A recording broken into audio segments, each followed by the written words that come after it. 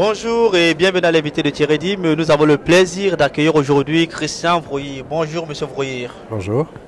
Vous êtes un peu considéré comme ce qu'on peut appeler l'âme de la Brafa. Est-ce que ça se justifie ce titre-là? C'est peut-être un grand mot. Je crois que l'âme de la Brafa, elle plane ici dans Tour & Taxi. Et c'est pas moi personnellement du tout. Ce qu'il y a, c'est que notre galerie est la plus ancienne galerie qui expose à la Brafa. La Brafa existe depuis 60 ans et nous sommes exposants depuis 59 ans. Donc je dirais, je ne suis pas l'âme, mais le doyen. Alors, en tant que doyen, je pense que vous êtes la personne la mieux placée pour nous dire un peu l'évolution de la Brafa. L'évolution de la Brafa, elle s'est faite au fur et à mesure. Ça a commencé par une quinzaine de personnes dans le centre-ville de Bruxelles. Puis, dès que ça s'est développé, ils sont partis au Palais des Beaux-Arts de Bruxelles, qui est un très beau bâtiment art déco de l'architecte Horta.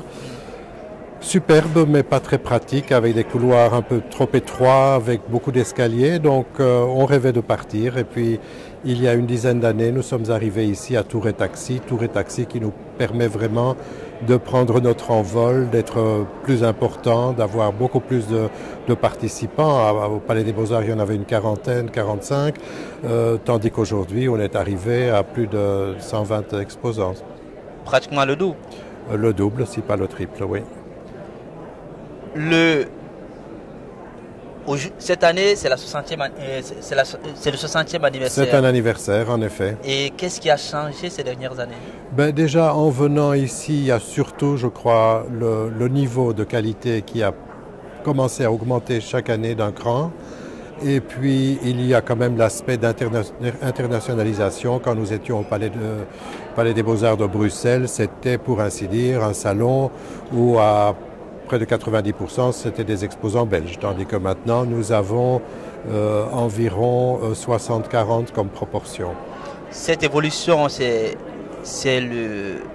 une affaire de personne ou alors c'est une affaire de temps? C'est d'abord une affaire d'opportunité, d'avoir pu faire le passage des Beaux-Arts à ici. Il y a l'espace qui est beaucoup plus grand, mais c'est vrai qu'il y a aussi eu une volonté de la part des comités qui se sont succédés d'un peu serrer les vis de la qualité, d'avoir le mieux possible.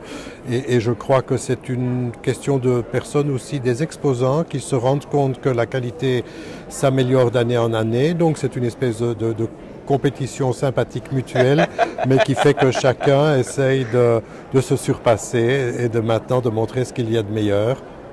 Qu'est-ce que vous dites, par exemple, certaines mauvaises langues disent que la Brafa se disperse un tout petit peu. Qu'est-ce que vous en dites, vous? Je dirais que je ne vois pas vers quoi elle se disperse. Elle est à peu près avec une même philosophie de base depuis assez longtemps. Elle veut rassembler des galeries qui apportent des choses de belle qualité. C'était d'abord un salon d'art antique, hein? C'était uniquement un salon d'art antique, mais c'est vrai que où commence et les frontières ne sont plus tellement claires, où commence et où finit l'Antiquité.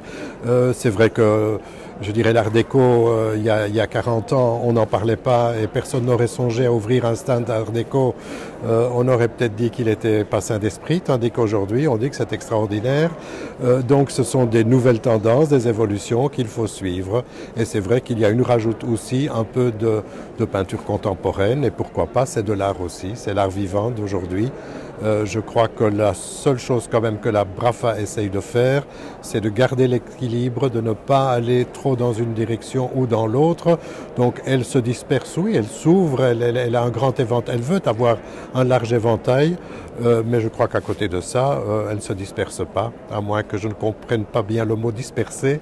Il faut que ceux qui en parlent viennent m'expliquer ce que ça veut dire. Alors, revenons peut-être à vous. Ouais. Qu'est-ce qui justifie, par exemple, votre fidélité à la Brafa? D'abord, la fidélité, c'est quelque chose qui engendre la fidélité. Ça veut dire que quand on est venu depuis tant d'années, on ne songe déjà pas à partir, à moins que les choses aillent très mal. Or, elles vont très bien, donc je reste.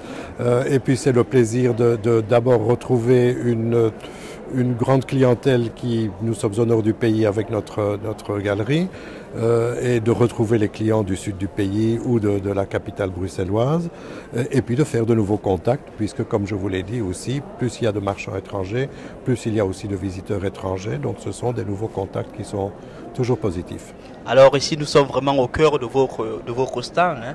Et comment est-ce que vous pouvez peut-être définir aujourd'hui l'univers du tapis? Oh, l'univers du tapis, il ne se résume pas en un mot. Ce que on peut peut-être dire aujourd'hui, c'est que le regard a un petit peu changé. Le stand que nous avons en ce moment n'est peut-être pas exactement le type de stand qu'on aurait rêvé il y a 40 ou 50 ans, tandis que maintenant on essaye beaucoup plus de trouver une homogénéité.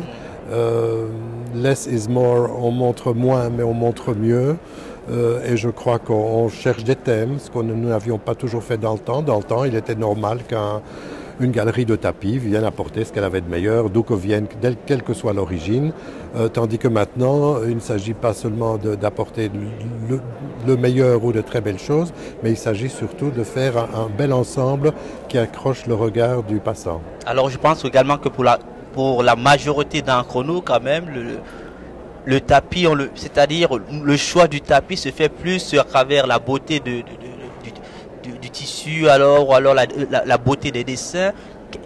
Quel conseil est-ce que vous pouvez donner aux personnes lorsqu'ils peut-être ils vont faire l'achat d'un tapis, par exemple? D'abord, je leur conseillerais d'ouvrir les yeux, bien entendu. C'est toujours ouvert, hein? Mais on ne regarde pas toujours comme il faut. Et puis surtout d'écouter aussi, de voir ce qu'on vous donne comme conseil. Je dirais pourquoi pas aller voir 2-3 galeries, voyez quel est l'esprit de l'une, l'esprit de l'autre. Chacun a peut-être sa conception ou son approche particulière, voyez quelle est l'approche qui vous convient le mieux.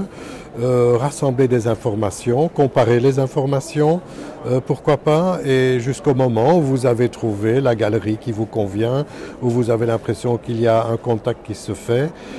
Et alors là, dans la sélection, vous laissez parler votre cœur, vous choisissez ce que vous aimez, mais vous devez attendre du galeriste qu'il vous conseille du point de vue technique, du point de vue utilisation, ce qu'il faut faire ou ne pas faire du tapis.